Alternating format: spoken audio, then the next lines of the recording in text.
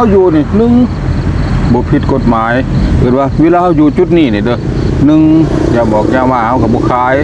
สองเป็นหลักไปรู้เขากับบ่เฮ็ดไปสร้างความเดือดร้อนใส่คนออมข้างกับเฮ็ดถ้าการจะต่างเพิ่นมาเขาก็เว้าเฮาหากินไปซื้อเฮาก็บ่ได้สร้างความเกินว่าบ่มีการเหมาะสมที่สังประมาณนั้นเฮาก็คือตั้งใจแน่นั่นแหละแล้วก็หมู่มีบัดเบิ่มบ่ได้ก็มื้อนี้เราเฮงหลายเติบอยู่บ่ได้ตีน10คันนะมื้อนี้โอ้ถูกพอถึงห้องมาเนี่ยว่าจักมื้อนี้เฮงบ้านนี่มื้อนี้นี่ถือว่าเกือบ10คันเฮามาเบิ่งนับใส่รถเฮ้อว่ะพอดี8เซนเบิดเฮาว่าเฮงแท้เฮามานับมันโย400,000 500,000บัดเฉพาะเฮงมื้อนี้นะเฮ็ด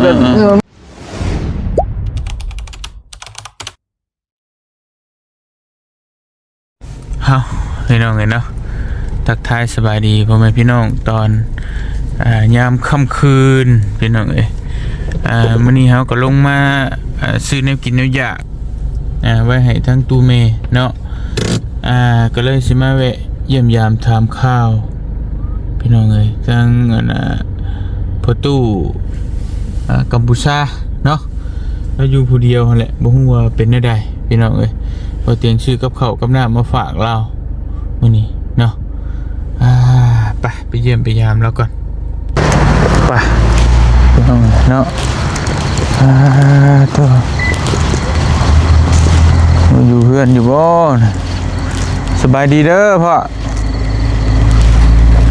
นอนแล้ววะสบายดีนอนเลยแวะมาเยี่ยมเอาซื้อข้าวมาฝากพี่น้องเนาะกินข้าวแรงหน่อยบ่ยังก็ได้กินเป็นขนมนั่นแหละเขาซื้อลาบซีดมาฝากโดยข้าวเหนียวห่อนๆเป็นได้มื้อนี้ได้นั่นอยู่บ่ได้จอดยางอยู่บ่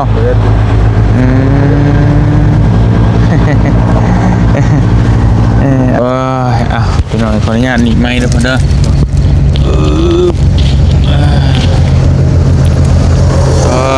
พี่น้องเนาะนอนที่แล้วแต่ละมื้อกันเนาะนอนรถเบียนเครื่องชื่อนั้นเบียนเครื่องเลยเที่ยวไปเที่ยวมาไปรักน้ำแบบนั้นนอนที่เลยพี่น้องเครื่องคลองกับป้าไว้ที่เลยบ่บัดนี้บัดซินอนก็เมียนแล้วก็มันขึ้นนี่บัดซินอนก็เมียนเพราะว่าบอลอยู่บนนอนมันหกแล้วก็เมียนแล้วก็ว่าสิเมียนแล้วสิออกไปตักน้ำแต่เห็นอยู่แบบเห็นรถมาเฮาคนบ่ฮู้จักแล้วเฮาก็บ่กล้าแม่นเฮาก็ฟังอยู่ว่าอยู่ชื่ออื่นอยู่บ่ว่าติก็ชื่ออื่นเฮาก็ได้นี่ฮู้จักอยู่นั่นแหละเฮาลงมาซื้อแนวกินก็เลยซื้อมาฝากนะยันว่าบ่มีแนวกินเราความจริงจ้ะผู้เฮ็ดดีของเฮานี่ก็บ่เคยมีเป็นคนทุกข์แต่ว่าบ่เคยมีผู้เฮ็ดดีเลยบ่เคยมีเลยมีแต่ก็ว่าแนวก็เคยเว้าให้ฟังแนวบ่แม่นเท่ากับผมบ่จักแนวบอกแต่เฮาบ่ตอบเขาเจ้าบ่ตอบเพิ่นเฮาตอบเนาะแฮงโดยแต่ว่าเฮาก็บ่ได้รังเกียจรังสร้างเด้อดีใจนะตัวผ่านมาสิทุกข์สิยากที่ใดๆก็คนคือกันเฮาคิดจังซั่นนะจะผ่านมาเนี่ยแต่ข้าวโทรศัพท์บ่ทันเขียนนี่เฮาเบิ่งแต่ทั้งเนื้อทั้งใต้ไปช่วยแต่ละจุดทงไห้ทงหน้าแท้ใดเข้าไห้เขายังเฮาเห็นเบิดแต่เฮาก็กดติดตามแล้วกดยกโป้ให้มาตลอดต้องใจบุญแบบนั้นมันแหละเฮาเนี่ยคือบ่คิดว่าสิได้มานี่แหละเจ้าบ่ได้คิดอีกดีเลยบ่ได้แต่ว่าดีใจที่สุดแล้วแต่ว่าได้มาพบมันแต่ก่อนก็เห็นแต่ไปช่วยจุดนั้นจุดนี้เฮาก็บ่จักเว้าคือหมู่คือว่านั่นนี่เฮาว่าโอ้ยันเพิ่นบ่ช่วยหรอกขายเครื่องขายคือเฮานี่เว้ยโดยมีวันนี่ก็มีบริน้องก็แม่นบริกับน้องชายเฮามันก็เว้าอยู่ว่าห้อยเขาว่าคันเฮาอยากได้นี่เป็นไปได้เนาะอยากได้ดินกับ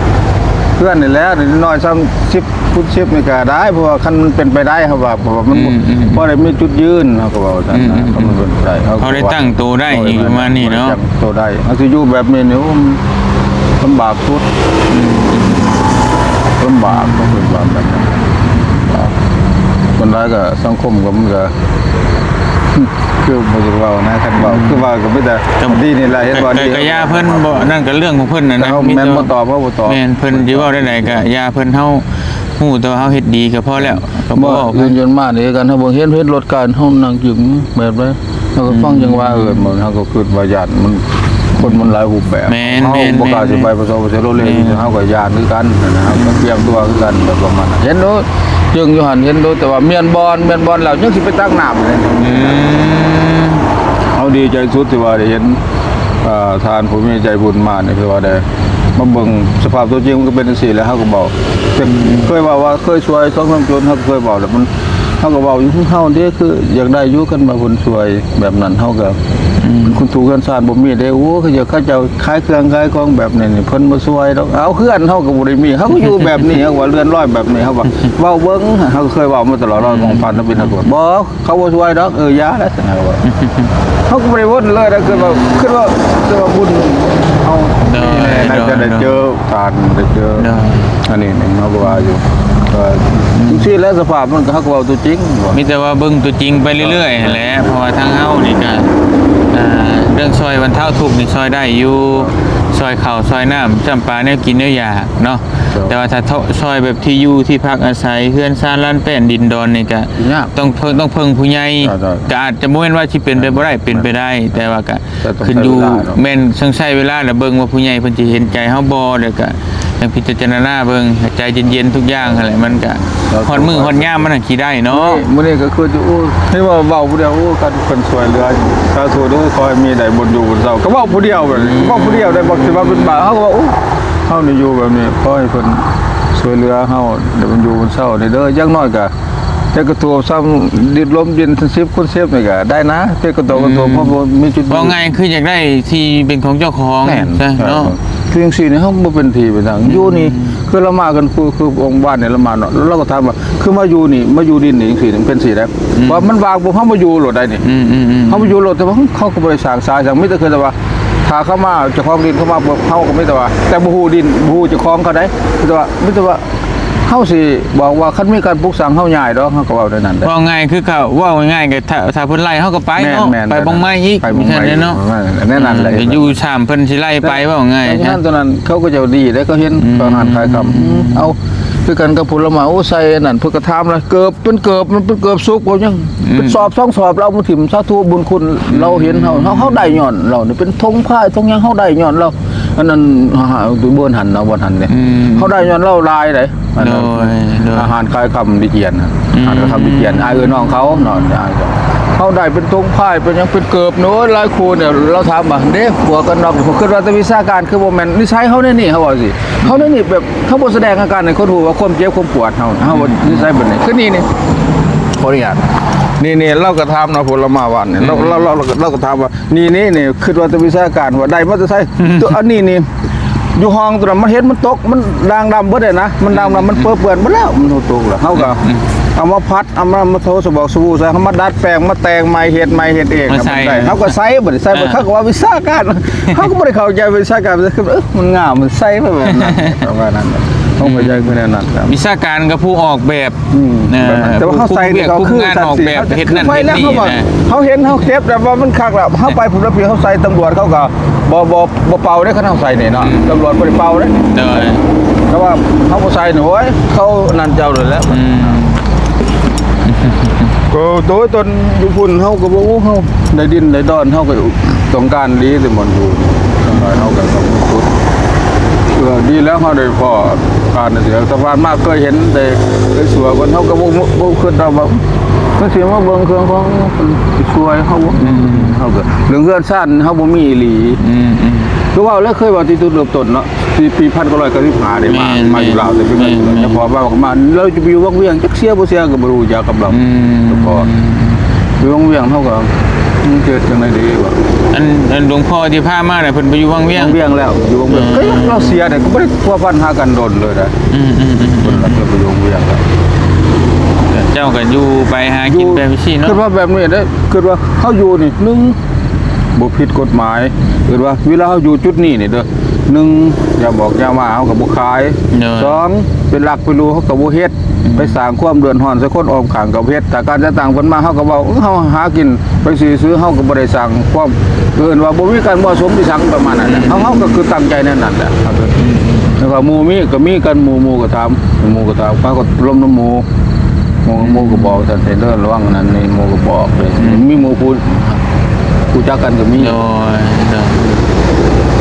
บัดนี้สมมุติว่าสมมุติซื่อเด้อเพื่ออนาคตมันเกิดมีผู้เพิ่นอยากมองพักของเศร้ามองหยังให้แล้วบัดนี้สมมุติว่ามันอยู่ในนี่เจ้าสิเฮ็ดแนวใด สมมติว่าอยู่ในเสร็จมิแต่ว่าถึงเอาสูตรเฮาก็ต้องเอาเครื่องไว้ก็ต้องได้มาหาเงินคือเก่าคันว่าเฮาเอาสูตรเฮาไปอยู่พุ่นมันบ่มีรายได้เฮาก็อยู่บ่ได้แม่นบ่เรื่องการเข้าสีแต่ละมื้อเฮาก็ต้องออกมาหาเงินเครื่องเฮาก็ต้องเที่ยวไปจอบเครื่องเอาเครื่องไว้อยู่หั่นแบบ ต้องมีหมองพักของเศร้าครั้งนี้แล้วเฮาก็ เอาเครื่อง มาหากินคือเก่าเนาะ แต่มาหากินคือเก่าแต่ว่าสมมุติว่าหอยคันว่ามันอยู่พุ่นคันมันมีเงินใส่มันบ่เนี่ยมันก็บ่มาก็ได้คันว่าซั่นแม่นบ่คันว่าเฮามีบ่ในน่ะเฮาบ่มีเงินใส่ก็จำเป็นให้ออกมาหาเงินคือเก่าแต่ว่าเฮามีจุดยืนเลยเด้ว่าอยู่หันอยู่นี่เขาถามโอ้เขาอยู่หันเด้ออยู่นี่แต่เฮาก็มีจุดยืน มีบ้านมีซองอยู่เนาะ มีบ้านมีอยู่ มีที่เป็นรักเป็นแรงว่าซั่นซะ ที่นี่หมู่เขาก็ห้องกันสิไปคือว่าแล้วก็บ่ทราบแต่เขาก็เว้าความอยู่คือว่าแต่เฮาบ่ได้ตอบกับเขาจังเทื่อแล้ว อันสมมุติว่าของใช้จำเป็นเจ้าในประกอบอาชีพนี่มันมีหยังสำคัญมันขาดแคลนหยังตัวนี้ยกตัวอย่าง ในการจอดยางปะยางรถล่า ขายเครื่องทำบาทสมัยกุศกรอยู่พุ่นก็ได้ขายเครื่องหลายเคยเห็นบ่ผ่านมา อุปกรณ์นะอุปกรณ์เฮ็ดจอดยางจอดหยังมีครบไปแล้วเนาะ ก็มีแล้วคันว่าอยากได้ก็มันจะยางในยางอะไรกันว่ายางในยาง อย่างนั้นอย่างรู้จักอันเด้ ยางจับก็ซื้อมันก็เป็นสอบนั่นสื่อเป็นสอบก็มันลาดป้าย เดี๋ยวมือหนึงได้เปลี่ยนแท็กเซนได้เปลี่ยนแท็ก คือ ตีน มื้อนี้ก็ถือว่าบัดเบิ่มบ่ได้ก็มื้อนี้ที่เราเฮงหลายเติบอยู่ บ่ มัน ได้ได้ตีน 10คันนะมื้อนี้ โอ้โถ มื้อนี้บัดมันเฮงเนาะก็มื้อนี้ก็ว่า10คันบ่ครับมื้อนี้คือปกติเฮาจนบ่ได้อยู่ไปใช้ก็บ่ได้ไปได้จึก เกือบ10คันเนาะ เกือบ10คัน บ่แม่นโปรโมทให้มื้อนั้นคนเห็นเนี่ยเขามามาเปลี่ยนนำบ่ จักแล้ว โปรโมทให้ได้มาอุดหนุนอะไรเด้อบ่ะ คือแม่บุคคลจะเป็นยันเท่งตัวนั้นบ่คือว่าเท่งย้อนเบาเตียงทองแล้ว เลย เบาเตียงทองมาเนี่ยบ่จักมื้อนี้เท่งบ้านนี่มื้อนี้นี่ถือว่าเกือบ10ครั้งเฮามาเบิ่งนับใส่รถเพิ่นว่ะพอดี8เซนเบิดเฮาว่าเท่งแท้เฮามานับมันโอ้โย400,000 500,000บัดเฉพาะเฮ็ดมื้อนี้นะเฮ็ดมาบ่ตัวนั้นกับผู้นั้นก็มาเฮาก็บ่สนนะขึ้นมาขี่รถหยอกรถใหญ่สิคือเฮาซ้ำเฮาเนาะเฮาก็บ่แม่นเฮาสิไปแล่นดูสู้ใส่ได้เฮาก็หายกันเตรียมได้กันคือมื้อนี้เนี่ยเห็นอยู่รถบัดนี้ฮักจึงอยู่หั่นแล้วมันคงเมียนบอลนี่เมียนบอลแล้วก็เมียนจุดอันนี้นี่เมียนแล้วก็คือรถไผมาเฮาก็ญาติเนาะผู้เดียวไปซุ่มสิซุ่มหาเฮาก็บ่กล้าอยู่แล้วเตรียมตัวอยู่แล้วเขาก็จึงอยู่นะยืนอยู่นี่แหละอยู่บ้านนี้เขามาดิซองเบิ่งเห็นเขามาดิก็ค่อยเป็นรถไผมึงก็ผู้เดียวเขาก็ญาตินะผู้เดียวเนาะว่าจังได๋เขาก็ว้าเห็นว่าเห็นบ่เจียงมาก็โอ้สาธุ บัตรมันได้เนาะมื้อนี้ก็บัตรมันได้เนาะเนี่ย บ่เฮาบ่ว่าบ่ตะนินเขาเห็นโทรศัพท์เขาเห็นเบิดเฮาติดตามเฮายกโป้ให้เจ้าแต่โทรศัพท์บ่ทันเหียเนี่ยมันเหียแล้วโทรศัพท์ก็เลยบ่ได้ซื้อธรรมดาใช้ ดีแล้วจะได้จอดได้หลายเพราะได้เงินซื้อข้าวกินเท่านั้นนั่นแหละยกตัวอย่างเขาซื้อมาเส้นหนึงนี่เขาได้กำไรจักพัน มันก็ตกถึง ก็พอได้อยู่เนาะ ตกถึง พอได้กินได้ยำอยู่ถ้าได้มื้อ7-8 เซนนี่โอเคบ่ แต่ว่าพวกนี้ถือว่าเป็นกับบ่าวเตียงมาเนี่ยบ่ ได้ดิมื้อนี้โทรยอมรับว่าได้อีหลีเฮาเบิ่งเขาบอกว่า สมมุติว่าได้แชมป์นี่ทุกมื้อนี่โอเคบ่ โอเคได้ถ้าจะเบิ่งจะว่า4คันตัว6คันเนี่ยมันยังโอเคได้ โอเคอยู่ได้ได้ทำ อยู่ได้ทำนี่คือว่าอยู่ได้คือข้าวเดียวจังนั้นมาเฮาว่าคือแห้งเด้อมันงงเฮางงมันแห้งอีหลีว่าคือว่าแปลก แต่ทุกมื้อมันก็บางมื้อมันก็บ่ได้บางมื้อย่างบ่รถนี่6คันซะก็ถือว่าเฮาก็ยังอยู่ได้6คันอยู่ได้ อยู่ได้แล้วสิ แม่น เนาะ เพราะว่ากำไรนะเฮาก็มันก็ตกครึ่งเลยเอาตกครึ่งเลย ซื้อมาเส้นเท่าไหร่เส้นหนึงซื้อ ซื้อเป็นสอบหนึงล้าน2แสน มันมีจักเส้น มี50เซนสอบหนึ่งล้าน2แสนเขาซื้อล้าน2แสนส่วนเป็นสอบล้าน2แสนเขาก็ล้าน2แสนเขาซื้อบนซื้อประจำอยู่มีหารประจำเราหารใหญ่อยู่ซื้อประจำเขาก็เจ้าทูแล้วเห็นบ่าวมาดิดว่าเขาก็บอกว่าได้ยังดอกเป็นมาดิดเมื่อก็มันบ่มีคนเบาดีนำ โดย บ่คุ้มจริงนี่แหละเขาก็บ่ได้เฮ็ดใส่หมู่เลยมันเขาถือมาหรือว่ากำเบนเขามีดเขาก็คือว่าจังซั่นแหละ เห็นว่าเป็นบัดนี้แห่งซ้ำเติมเนาะ แม่นแห่งซ้ำเติมก็เธอก็ขี่รถกายมันคือก็บักบ่มีเฮือนอยู่เขาก็คือสไตล์ข่อยได้คือบาลีนำมากันแต่ว่าข่อยคิดว่าจะเป็นวิชาการภาษาคือได้ยามมันบอกสไตล์เฮานั่นนี่ถ้าเฮาไปใส่บาทพุ่นแห้งๆสิคัก เลย บางคนห้องใส่เด้ บ่ บนในโตมีรถจักรคันเดียวเพราะนั้นน่ะแต่งโตเลิศเขาก็ห้องใส่แบบนี้แหละแต่เฮาก็บ่ได้ฮู้จักคนอยู่ได้แบบนั้นอันนี้เว้าเรื่องอดีตผ่านมาอันนี้บอกตัวจริงนะ เลย เขาก็แบบนี่แต่ใส่เตะไม่ใบแบบเซยใส่แบบเซยเตะบนรถกันเฮาสิไปสู่เขาผู้เดียวแห่งโอ้ยจะไปมีเรื่องมีเล่าแห่งจะอยู่บ่ได้ดอกแม่นบ่เพื่อนกันได้มาจึงใหญ่ผมจึงเขาอยู่ดนได้60ปีดน จะปล่อยว่างดีที่สุดเนาะ ปล่อยว่างแล้วเขาปล่อยว่างคือว่าได้ผล เลย เขาจะไปต่อสู้เขานี่โอ้ยกฎหมายลาวเนี่ย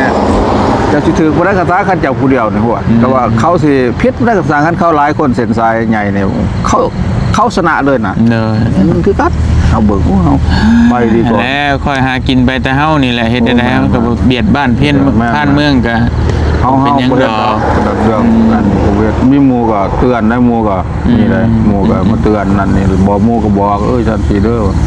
เฮ็ดจะบอกยังมาไว้คล้ายเดี๋ยวไปเอาซอยบ่ได้หมู่เอาเวทเขาเวทเขาบ่ได้มา2กว่าทุ่ม โรคไฟนี่ใช่ยังใช่พอ ใช่เซลล์เซลล์เลย โซลาร์เซลล์บ่นี่ แม่นเซลล์นั่น หุ่งเนาะ ทั้งสิได้ใส่หม้อไฟมาตั้งแต่สเก็ตมาเก็บใส่หม้อไฟเอาไฟก็แล้วก็มึงมองเว้นนี่องเว้นนี่ก็เปิดตู้เขาเคยตัวนี้นะเครื่องใส่นั่นนี่ของบางมวนนี่จะเอาบัตรผู้เดียวก็จะผู้เดียวเม็ดอยู่ครับเปิดตู้เปิดตู้นี่แหละเปิดค่อยๆ ป้าไปหันคนบ่รักบ่กลางคืนคนบ่รักบ่ เขาใส่กระแจแม่น ใส่สู่ลงไว้บ่ ใส่ตู้ไว้แต่ว่าข้างนอกเขามีนั่นก็ได้อยู่แต่ว่าซาตัวเขาเบาแล้วแต่ว่า เป็นหยังดอกเขานอนอยู่นี่อยู่ แต่ว่า เครื่องของกับป้าไว้สิแล้วเนาะ ป้าสิแล้วคือของเขาเนี่ยเมียนบอลแต่ว่ายังสิน้ำบ่มียังสิไปตักน้ำอีกสิตักน้ำ ยามแรงนี่ใครอยู่บัดยามฝนได้สิอยู่ลำบากเนาะ ลำบากยังพ้นอยู่ลำบากเขาจะแถวนี้มันรถไปบ่ได้เลยเป็นขี้ดินดากเลยมันรถยังไปบ่ได้จนสุกไปโอ้ยมันลมบ่ได้มันลมบ่บ่ได้ถ้าก็สิลำบากอยู่กับยามฝนถ้าต้นนี้ใหม่ๆเรียนคือกันก็บ่าวเห็นหั่นน่ะเฮาเอานี่ขึ้นบัดนี้เอาไม้ล่ำน้อยมันก็ต่างเลยบ่คือกันก็ไม่แปดแล้วมันเฮานอนบ่อนสูงบ่อนต่ำขึ้นแต่ว่าพยายามถ้าว่าเฮามีเวลามีกระดาษนะเอากระดาษบ่ได้ห้องตัวสิใครแหน่ก็นี่ยังสูงยังต่ำวะจะ นอนยากเนาะ นอนยากแล้วแบบนั้นจงเห็นช่วงมาสงสัยว่ามันนอนก็นอนยากเฮ็ดได้เฮา อดทนเอาก่อนเด้อเดี๋ยวจะหาทางเดี๋ยวก็สิซอยมีทำที่กำลังเขาซอยอันนี้เนาะ ดีใจแล้ว โดย บุคือจิกลี่ได้บุคือจิกลี่ว่าเห็น บ่ เบามาหารบุคือจิกลี่แต่ว่าข้าวลิ้นโทรศัพท์นี่เห็นไปช่วยอยู่หันอยู่นี่อยู่ตรงไหนตรงหน้าไปนี่มีดูกันนั่นนี่เฮาเบิ่งเจ้าเบิดเฮาติดตามเจ้าเบิดแล้วก็เฮากดยกโป้ให้ไปช่วยไปทั้งเหนือไปเที่ยวทั้งนั้นน่ะเฮาเห็นเบิดในส่วนโทรศัพท์เฮาลิ้นสมบ่ปกติเฮียนช่วงย้ายช่วงนั้นไปเฮียแล้วซื้อราคา 200,000 300,000นี่แหละใส่แบบธรรมดาโทรธรรมดาแล้วบ่ใส่ ขอบใจ มันก็เฮาก็ว่าดีอยู่เจ้าใจบุญเจ้าช่วยคนมันก็ได้พระกุศลคือเจ้าได้ตามเจ้าว่าซั่นดอกเฮาก็ว่าตามเพิ่นแหละหลายบ่อนโน้เจ้าช่วยไปทั้งเหนือทั้งไปเที่ยวไปยังเอาบ่เฮ็ดเบิด ไปจะมีแต่เอาสิเมื่อก่อนเด้อยันเพิ่นลูกถากินข้าวกินน้ำเดี๋ยว ใส่บ้าน ดูผู้แรกเช่นชิโน่หมดแหละชิโน่เคยไปบ่ชิโน่ เฮ้ยไป ทั้งพุ่นแหละบ้านโคกใหญ่เด้อมีแต่เอาเงินไว้ให้ไปซื้อM100เด้อพอเด้อมากินเด้อ ขอบใจขอเป็นบุญกุศลขอบใจบ่ให้ไฟดีน้ำเฮาซื่อๆแต่บ่ได้สวัสดีเฮาสุดคนเบามีแต่ ว่าแนวที่ว่าติดทั้งลบเฮานะ โดย เฮาก็บ่ได้เฮ็ดใส่เขาได้แต่มันกำเบียนเฮาถือมาแบบนี้เฮาไม่ได้ทุกอย่างปล่อยว่างบ่ทุกอย่างแต่ว่าบ่ามาดีเฮ็ดดีเนี่ยมันได้บ่ก็ได้เรากุศลแต่ว่าสร้างบุญนี่ก็ช่วยคนอื่นเป็นบุญกุศลแต่เฮาก็ใหญ่ที่สุด เฮาบ่ตีดอกเนาะผู้ว่าคนอยู่ไสจังได๋ไปได้ก็ซื้อซอยนี่นํกันหรือว่าคน คือจักรีได้บ่คือจักรีเลยว่าสิเฮ็ดว่ามาในมุมมองที่เฮาก็ช่วงซวยคนอยู่ในไปเบิดเฮานี่คืออย่างใดอยู่คือกันเฮาบ่มีคือกันเฮาคือจังได๋วะเขาก็เว้าปัดคำเดียวนะมีแต่โอ้คือเจ้านี่เขาบ่ช่วยแล้วขายเครื่องขายโอ้เฮาขายซำนี่มันสิรอดจะบ่ขายซำเฮาขายซำแอมลอยซำขายกาแฟซำขายนี่เป็นเล็กๆน้อยๆซำนึงว่าพอได้ไปวันๆซื่อใดมันสิไปซื้อดินดอนโดยบ่ได้ดอกมื้อยอมแล้วเอาคอยเป็นบุญกุศลบ่าวสวยเฮานี่ โอเคเดี๋ยว หาเงินไปได้ เดี๋ยวมื้อหน้าเด้อสิมาเยี่ยมใหม่เด้อพ่อเด้อ สาธุ สู้ๆเด้อพ่อเด้อ สาธุสาธุ โอ้ยสู้ๆสักมื้อหนึงมันก็เนาะจะดื่มตาอ้าปากได้ดอกคือคนอื่นนั่นแหละสู้ไป เบิ่งได้ก็เบิ่งได้ทั้งเฮาก็บ่ได้ว่าอยู่ปัดไปเพื่อโอ้เขาสวยเฮา โดย ได้ก็นี่แต่ว่าผู้เดียวเด้อโอ้บุญกุศล โดย ดีใจสุดแต่เหมือนมีผู้ที่เนาะนี่เขาบอกดีได้เขาบอก เจ้ามีแต่กลับก่อนเด้อพ่อเด้อโดยอยู่ดีมีแฮง ความปลอดภัย เจ้าเดี๋ยวสิมาเยี่ยมใหม่ โดยไปพี่น้องเอ้ยบ่เตียนขอตัวเดินทางกลับก่อน โอ้ยมาเยี่ยมเราก็อยู่นี่แหละพี่น้องเอ้ยคนเดียวเรา